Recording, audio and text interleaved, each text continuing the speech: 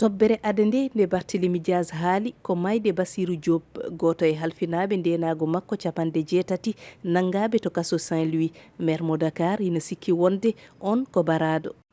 ko dadiɓe bip mi tuumi wonde kamɓe felli dow halfinaɓe kisal amen. ɗum waɗi ha woɓɓe gañi e mum heɓe nandelan siwno wawi kadi wonde procureur no wawira noddude heɗolan. miɗo falan kadi andinde wonde fiyo alhaali mi wullitoto ka cuuɗi ñawirde leydi ndi kono kadi ha ka cuuɗi ñawirde aduniyankoji. mi wawata cuuɗe ɗum yarani jagoɗo halfinaɗo fiyakuji leydi ndi no foti yewtudde e sénégal naɓe ɓe.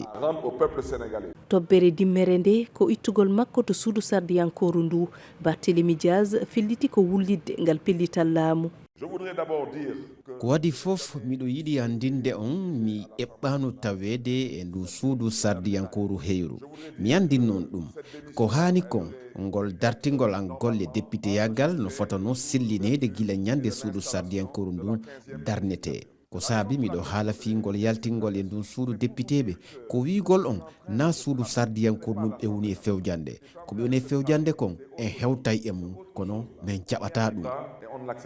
ko Barthélémy Dias jaɓata woni ittede hooreyago mairie Dakar. ngal pellital noon woni koye jungo hoorejo leydi ndi Bassirou Diomaye Faye.